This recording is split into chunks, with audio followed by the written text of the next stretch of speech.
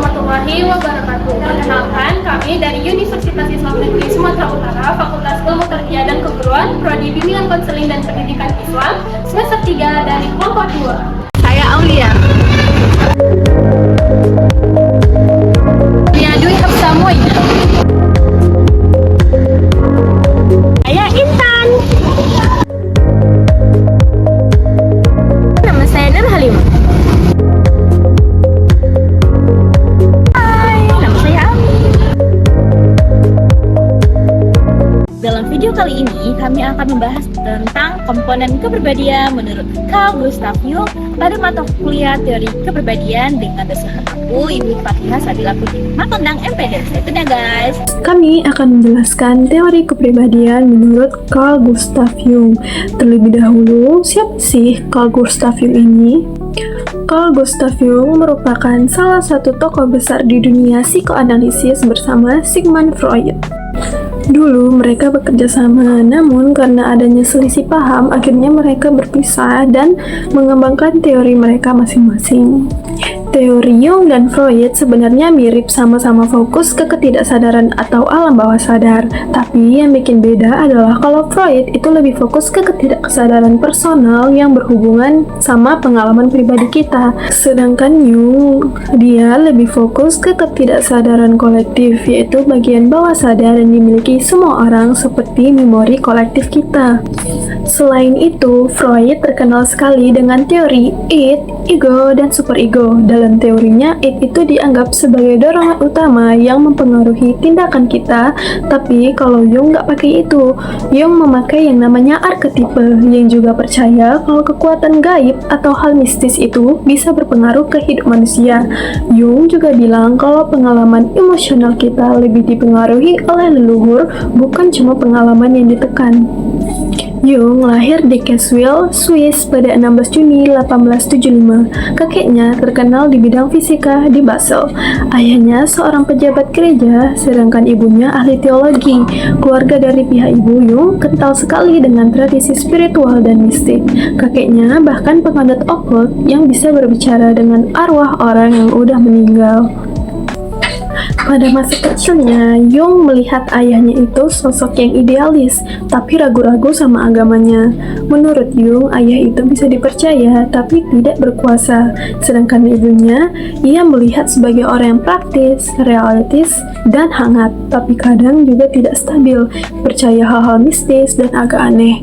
Dari kecil, Jung udah merasakan ketidakstabilan ini, apalagi setelah dia terpisah dari ibunya yang sakit saat usia 3 tahun untuk perawatan.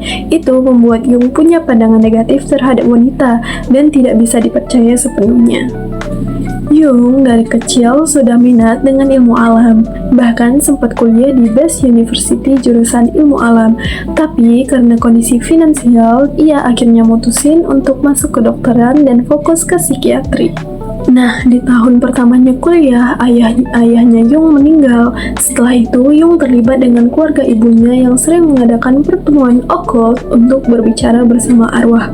Dan itu akhirnya jadi bahan untuk disertasi kedokterannya. Nah, tentang hubungan Jung dengan Freud, mereka mulai berkorespondensi pada 1906. Freud sempat berpikir kalau Jung adalah orang yang ideal buat jadi penerusnya, tapi hubungan mereka mulai rusak ketika Freud tidak bisa mengerti mimpi-mimpinya Jung. Ini jadi titik perdebatan mereka, bahkan Jung menulis di bukunya, yaitu Memories, Dreams, Reflection, kalau Freud itu tidak mau membicarakan soal kehidupan pribadinya. Akhirnya, 1913 mereka berhenti saling kirim surat. Jung mulai menemukan teori ketidaksadaran kolektif di usia 30-an. Dia sempat mengalami apa yang disebut sebagai creative illness. Dia mulai menyelami alam bawah sadarnya lewat mimpi-mimpi dan akhirnya menemukan arketipe karakter-karakter universal dalam diri kita dan akhirnya mencapai individuasi atau keutuhan dirinya. Jung akhirnya meninggal pada 6 Juni 1961 di usia 85 tahun, tapi teorinya tetap hidup dan dikenal di seluruh dunia sampai sekarang. Nah, Menurut Jung, jiwa manusia ini terdiri dari dua alam, yaitu ada alam sadar dan alam tak sadar. Alam sadar adalah bagian dari pikiran yang bekerja secara sadar dan aktif. Sedangkan alam tak sadar yaitu bagian dari pikiran yang bekerja di luar kesadaran kita. Nah, batas antara keduanya, antara sadar dan tak sadar ini dapat berubah-ubah. Artinya, luas antara kesadaran dan ketidaksadaran dapat bertambah dan berkurang. Dan Jung juga menganggap bahwa jiwa manusia terdiri dari 3 sistem yang terpisah tetapi tetap saling berinteraksi. Sistem yang pertama yaitu ada ego. Ego berperan penting dalam menentukan persepsi, ingatan, dan pikiran manusia. Jung juga membagi ego ini sendiri ke dalam 2 sikap, yaitu introvert dan extrovert. Introvert adalah sikap individu yang bersikap lebih suka menyendiri, tidak suka bergaul. Intinya introvert ini adalah individu yang merasa nyaman ketika dia sendirian, tidak di tempat ramai. Yang kedua itu ada extrovert. Kebalikan dari introvert, extrovert ini pribadi yang lebih suka bergaul, lebih suka di tempat ramai. Mereka merasa berfungsi ketika di depan orang banyak. Semua pengalaman-pengalaman masa lalu atau masa kecil yang diapresiasi, dilupakan dan ditekan ke alam bawah sadar. Isi dari ketidaksadaran personal adalah kompleks.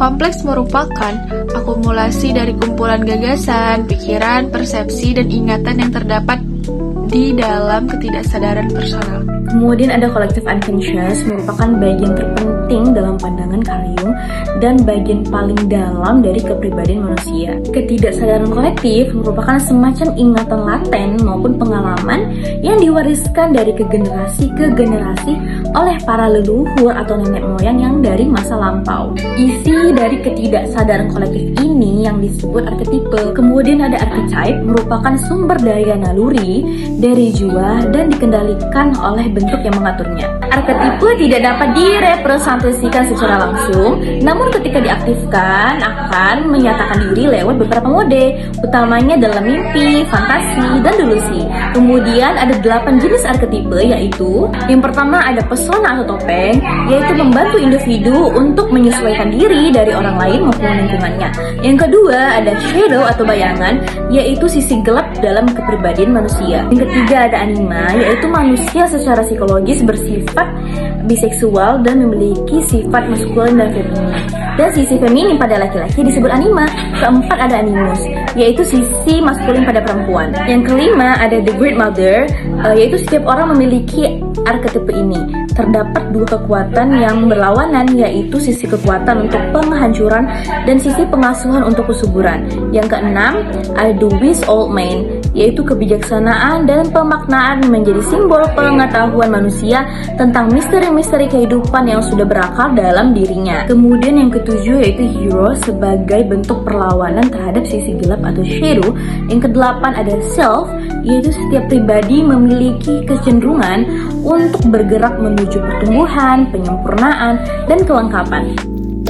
Yang terakhir, ada beberapa konsep dalam teori kepribadian Carl Jung yang berhubungan dengan ide dasar teori relasi objek milik Melanie Klein.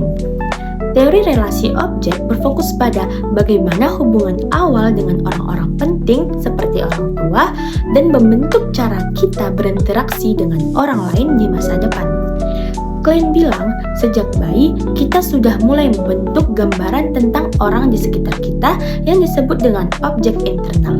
Pengalaman awal ini mempengaruhi cara kita melihat dan berinteraksi dengan orang lain. Contohnya seperti bayi mulai membedakan mana yang baik dan buruk dari orang yang mereka cintai, misalkan ibu, dan sering merasa campur aduk antara cinta dan benci.